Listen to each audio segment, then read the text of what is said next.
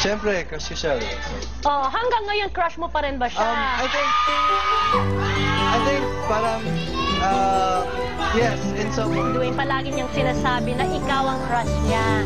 Kaya, as a matter of fact, mas pinili ka nga over Casey Concepcion as his ultimate crush.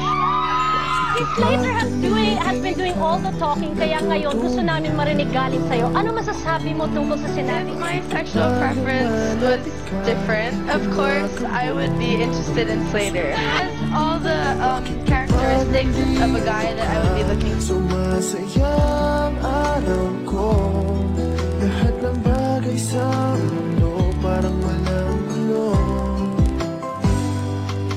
Bakit kapag nakikita ka, parang nasa ulap ako? Bakit kapag kausap kita, nauutal sa'yo? Bakit kapag nandito ka, nababaliw ako? Nababaliw sa tuwa ang puso ko.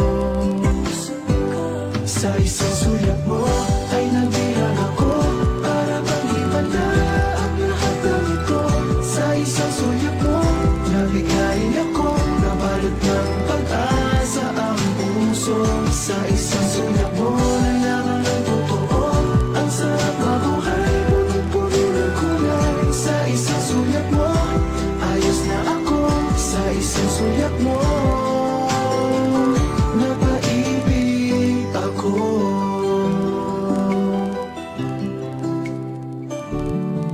Bakit kapag kasama kita, ang mundo ko'y nag-iiba? Bakit kapag kapiling kita, ang puso ko'y sumisigla? Bakit kapag nandito ka, problema ko'y nabubura? Ikaw ang aking pag-asa at ang tanging ligaya. Sa isang sulat mo ay nabihag ako, para bang himala ang lahat ng ito.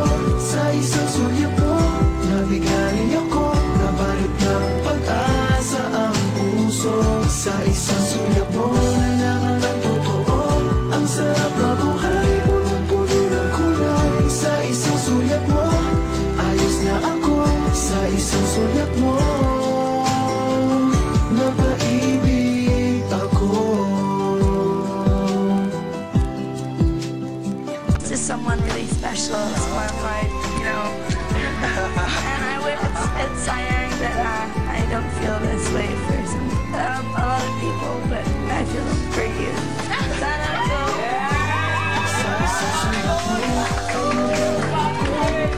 Parang naging wing sa show.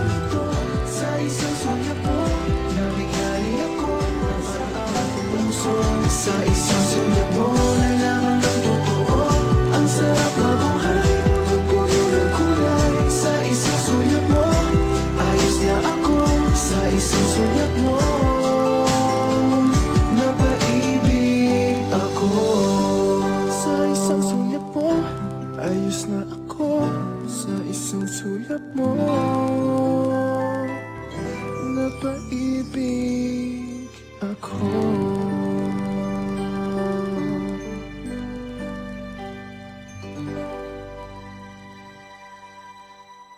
I love Slater so much.